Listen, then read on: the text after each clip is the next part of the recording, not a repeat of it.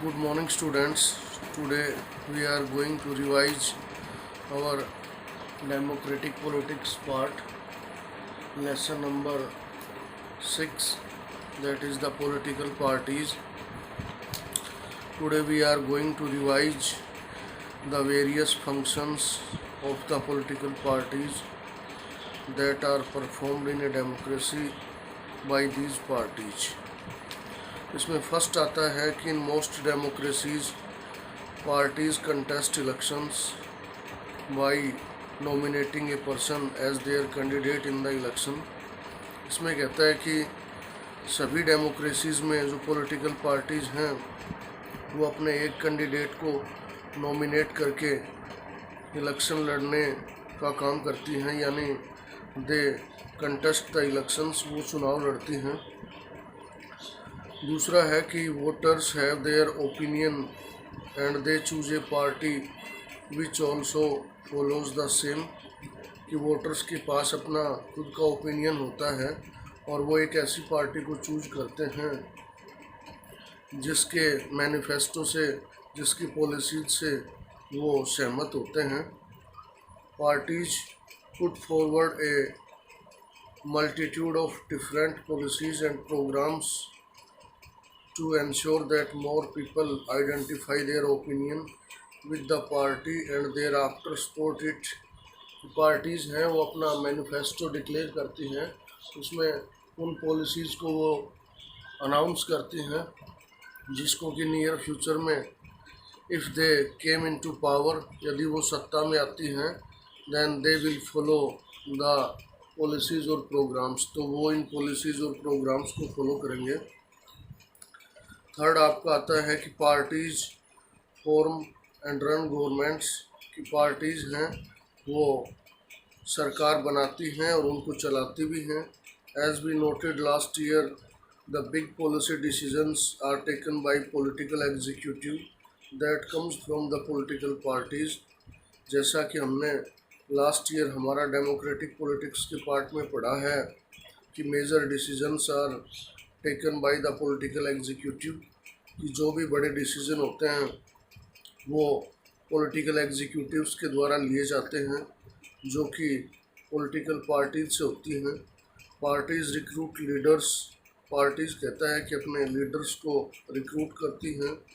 Train them and make them ministers to run the government in the way they want. उनको कहता है parties trains करती हैं, एक तरह से ट्रेनिंग देती हैं और उसके बाद में अपने सीनियर लीडर्स को एज ए मिनिस्टर अपॉइंट करती हैं, जिससे कि वो मेजर डिसीजन ले सकें या गवर्नमेंट को रन कर सकें, सरकार को चला सकें जैसे वो लोग चाहते हैं। अगला है कि those parties that do not form part of the government after the elections play the role of the opposition, कि ऐसी पॉलिटिकल पार्टीज जिनको सफिशिएंट मेजॉरिटी नहीं मिल पाती, वो कहता है कि इलेक्शन के बाद में एज ए अपोजिशन पार्टी अपना रोल प्ले करती हैं, एक विपक्षी पार्टी के रूप में अपनी भूमिका निभाती हैं। They act as balance of power and opinion to the government. वो कहता है कि गवर्नमेंट की जो गुड पॉलिसीज़ होती हैं उनको सपोर्ट करती हैं और बैड पॉलिसीज़ के प्रति अपना जो आक्रोश है वो व्यक्त करती हैं। ये you can say that the major decisions taken by the government if they are not in the favour of the people then opposition parties criticise them, तो अपोजिशन पार्टीज उनको क्रिटिसाइज करती हैं। इसके बाद में नेक्स्ट है आपका कि पार्टीज से public opinion by raising and highlighting issues, कि पॉलिटिकल पार्टीज़ हैं वो मेजर इश्यूज़ को हाईलाइट करती हैं, उनको रेज करती हैं और एक पब्लिक ओपिनियन अपने आप में तैयार करती हैं। Parties also raise issues of matter to the public in front of the government, कि पॉलिटिकल पार्टीज़ हैं वो पब्लिक इश्यूज़ को, पॉलिटिकल पार्टीज़ हैं वो पब्लिक इश्यूज़ को गवर्नमेंट के सामने उठाती हैं। यू कैन से इन द पार्लियामेंट और in front of the government the political parties raise the major issues.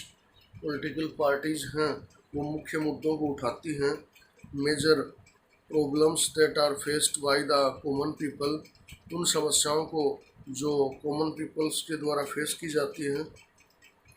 Next आपका आता है कि party members provide citizens access to government schemes, कि जो पार्टी मेंबर्स हैं वो एक तरह से पब्लिक अवेयरनेस क्रिएट करते हैं या इस तरह की अपॉर्चुनिटीज़ प्रोवाइड करते हैं जिससे कि जो कॉमन पीपल हैं वो गवर्नमेंट स्कीम्स को जान सकें। They are more approachable than government officers since parties have to be responsive to people's demands. वो कहता है कि गवर्नमेंट ऑफिशियल्स की बजाय ज़्यादा एक तरह से अप्रोचेबल होती हैं, लोगों तक जो गवर्नमेंट स्कीम्स हैं उनको पहुंचाती हैं। This ensure them support of the people in elections, और इनसे उनको कहता है कि इलेक्शन में जो कॉमन पीपल होते हैं, जो आम जनता होती है, उनका समर्थन मिलता है। नेक्स्ट क्वेश्चन आता है बेटा आपका, what are the main challenges faced by the political parties, कि ऐसे कौन से मेन चैलेंजेस हैं जिनको पॉलिटिकल पार्टीज फेस करती हैं। तो इसमें सबसे पहला आता है आपका लैक ऑफ इंटरनल डेमोक्रेसी, कि पॉलिटिकल पार्टीज में इंटरनल डेमोक्रेसी यानी एक तरह से उनमें आंतरिक जो लोकतंत्र होता है उसका अभाव होता है। All over the world there is a tendency of political parties, कहता है कि पूरी दुनिया में जो पॉलिटिकल पार्टीज हैं उनकी एक टेंडेंसी यानी एक प्रवृत्ति होती है towards the concentration of power it in one और फ्यू लीडर्स, और इसमें कहता है पावर्स हैं वो आपके वन यानी एक या फ्यू लीडर्स में कंसंट्रेट होती हैं। जैसे आजकल आप देखते हो कि फ़िलहाल आपकी जो सेंट्रल गवर्नमेंट में बीजेपी लेड गवर्नमेंट है उसमें नरेंद्र मोदी जो प्राइम मिनिस्टर हैं दैट इज़ वेरी पावरफुल, और most of the decisions are taken by according to the wishes of Narendra Modi. इसमें कहता है parties do not keep membership register, parties हैं वो कहता है मेंबरशिप रजिस्टर नहीं रखती। They do not regularly hold organisational meetings, वो ऑर्गेनाइजेशनल मीटिंग्स भी नहीं करती। इसके अलावा कहता है दे do not conduct interval elections regularly, और एक तरह से अपने मेन लीडर को इलेक्ट करने के लिए उनमें जो इंटरवल इलेक्शंस हैं वो भी रेगुलर नहीं होते। Ordinary members of the party do not have sufficient information as to what happens inside the party। Ordinary members जो होते हैं पार्टी के उनको ये भी नहीं पता होता कि पार्टी के अंदर क्या चल रहा है या मेजर जो डिसीजंस हैं वो किस तरह से लिए जा रहे हैं। As a result the leaders assume greater power to make decisions in the name of the party. इसमें कहता है कि पार्टी के मेन पॉलिटिकल लीडर्स होते हैं वो ही मेजर डिसीजंस आपके ले पाते हैं पार्टी के नाम पे। अगला है dynastic succession is related to the first one. Dynastic succession का मतलब होता है कि एक तरह से वंश के आधार पे उत्तराधिकार मिलना। जैसे हम इंडियन नेशनल कांग्रेस का एग्जाम्पल इसमें ले सकते हैं, जिसमें पहले आपके नेहरू जी थे, उसके बाद श्रीमती इंदिरा गांधी, फिर उसके बाद श्री राजीव गांधी, फिर राजीव गांधी के बाद में मिसेस सोनिया गांधी, और आजकल राहुल गांधी का जो एक तरह से डायनास्टिक सक्सेशन है वो चला हुआ है। A rule in which the family generation rules for over and there can be no change. कहता है कि एक ऐसा शासन होता है पॉलिटिकल पार्टीज़ में जिसमें फैमिली जनरेशन है वो शासन करती है और कोई चेंज नहीं होता। यानी आजकल जैसा कि आपको पता है कि बेटे के बाद में पिता के बाद में उसका जो बेटा है उसको एज ए लीडर अपॉइंट कर दिया जाता है पॉलिटिकल पार्टी में। यदि किसी पॉलिटिकल लीडर की डेथ हो जाती है तो उसके बाद में उसके जो बेटे हैं या बेटियां हैं वो राजनीति में आ जाते हैं। This is against the democracy, ये कहता है कि डेमोक्रेसी के अगेंस्ट है, एक तरह से हम यूँ कह सकते हैं डेमोक्रेसी के विरुद्ध है। This is one of the major problem that political parties have to confront with, and in a hindrance for ordinary citizens who aspire to join politics। यानी हम यूँ कह सकते हैं कि इससे आपके जो न्यू जनरेशन्स के जो लीडर्स होते हैं, जो पॉलिटिकल पार्टीज़ को ज्वाइन करते हैं, उनको अपॉर्चुनिटी नहीं मिल पाती। इसके बाद में थर्ड आपका है money and muscular power. Money and muscle power, तो मनी का मतलब होता है पैसे का, उसमें जोर होता है, और मसल पावर का मतलब होता है कि जिसके पास ज़्यादा तादाद में एक तरह से मैन पावर होती है। Rich people and companies who give funds to the parties tends to have influence on the politics and decision of the party. कि अमीर या पैसे वाले लोग जो पॉलिटिकल पार्टीज़ को फंड्स देते हैं, उनका कहता है पॉलिटिकल पार्टीज़ पे अपने आप में इन्फ्लुएंस यानी प्रभाव होता है, और इसके अलावा पार्टी के जो डिसीजंस होते हैं उनको भी वो अफेक्ट करते हैं। नेक्स्ट आपका है no meaningful choice. It means in recent years, इसका मतलब है कि हाल ही के सालों में there has been a decline in the ideological differences among parties in most parts of the world. कहता है कि दुनिया के अधिकतर जो हिस्से हैं उनमें पार्टीज़, पॉलिटिकल पार्टीज़ में आइडियोलॉजिकल जो डिफरेंसेस होते हैं उनकी कमी है एक तरह से। Parties are no longer significantly different. Parties हैं उनमें कहता है कि एक तरह से सेम पॉलिसीज़ को फॉलो करती हैं। Some peoples can not even elect very different leaders either because the same set of leaders keep shifting from one party to another. कहता है कि जो लीडर्स होते हैं वो एक पार्टी से दूसरी पार्टी में चले जाते हैं, और इस तरह से वोटर्स के सामने एक फेयर चॉइस है वो नहीं मिल पाती। जैसा कि अपने इंडिया में अगर हम देखते हैं तो जो भी रूलिंग पार्टी होती है उसकी तरफ अपोजिशन पार्टी के जो लीडर्स हैं वो अपनी पार्टी चेंज करके उस रूलिंग पार्टी में शामिल हो जाते हैं।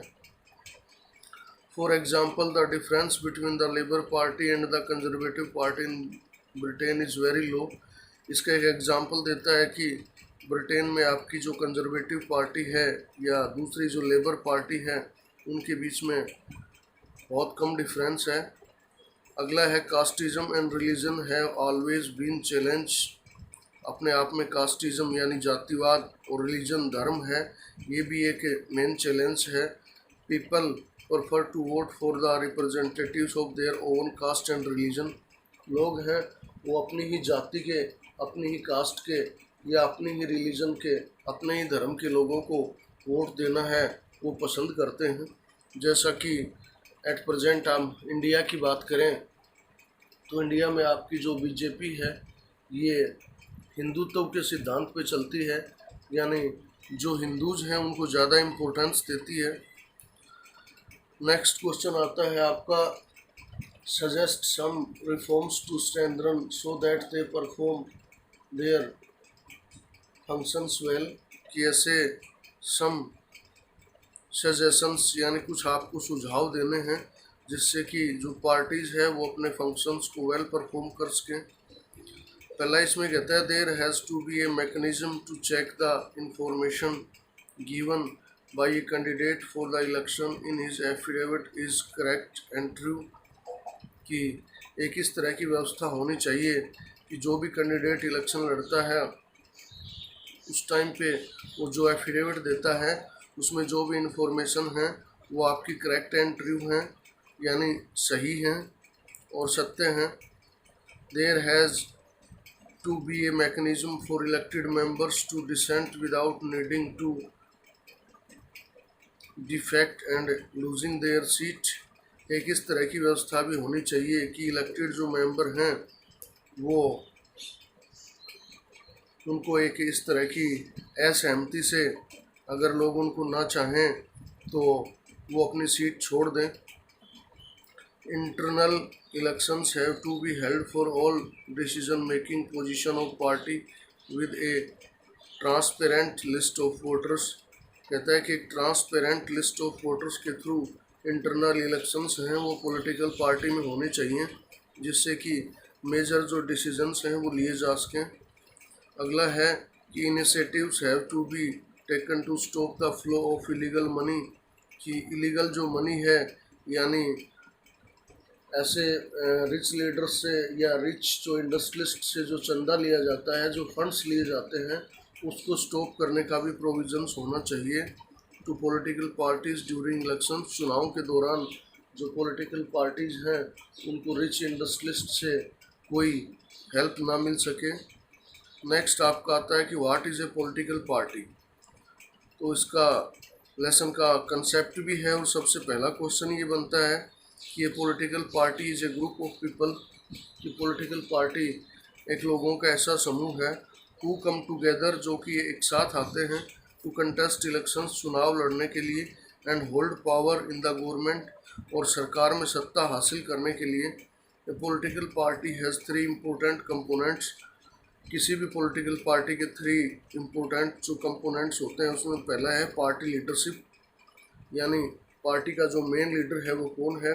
दूसरा है पार्टी मेंबर्स, पार्टी के मेंबर्स, और तीसरा है पार्टी फॉलोअर्स, उस पार्टी को जो मानने वाले लोग हैं वो। नेक्स्ट आपका आता है what are the characteristics of political party, कि किसी भी पॉलिटिकल पार्टी के कौन कौन से मेन कैरेक्टरिस्टिक्स हैं, कौन कौन सी मेन विशेषताएं हैं। इसमें सबसे पहला आता है कि political party is a group of people, एक पॉलिटिकल पार्टी है वो लोगों का एक ऐसा समूह है, एक ऐसा ग्रुप है, who come together to contest elections, जो कहता है चुनाव लड़ने के लिए एक साथ आते हैं, and hold power in the government, और सरकार में अपनी सत्ता हासिल करते हैं।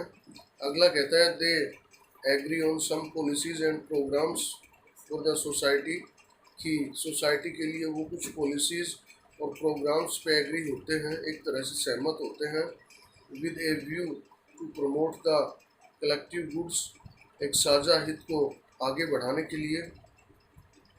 नेक्स्ट आपका आता है कि since there can be different views on what is good for all, कि इस मामले में लोगों के अलग अलग विचार हो सकते हैं कि लोगों के लिए अच्छा क्या है, कॉमन पीपल के लिए जो गुड पॉलिसीज़ हैं वो किस तरह की होनी चाहिए। Parties try to persuade people why their policies are better than others, यानी पॉलिटिकल पार्टीज लोगों को सहमत करने की कोशिश करती हैं कि जो उनकी पॉलिसीज़ हैं वो दूसरों से अच्छी क्यों हैं। इसके बाद में कहता है कि they seek to implement the policies by winning popular support through elections, चुनाव के माध्यम से वो कहता है कि पॉपुलर सपोर्ट को एक तरह से जीतने की कोशिश करते हैं लोगों के समर्थन से। नेक्स्ट आपका आता है कि parties reflect fundamental political division in a society, कि किसी भी सोसाइटी में जो एक फंडामेंटल पॉलिटिकल डिवीज़न होता है सोसाइटी का, पॉलिटिकल पार्टीज उसको रिफ्लेक्ट करती हैं।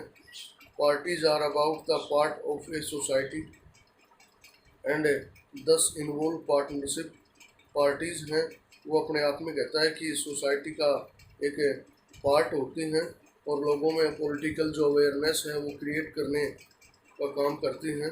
Thus a parties known by which part is stand for, इस तरह से पार्टीज अपनी पर्टिकुलर पॉलिसीज़ और प्रोग्राम्स के लिए जानी जाती हैं। Which policies its supports and whose interest in upholds, कि किस तरह की जो पॉलिसीज़ हैं वो उनको स्टॉप करती हैं और सपोर्ट करती हैं और उनको आगे बढ़ाने का काम करती हैं।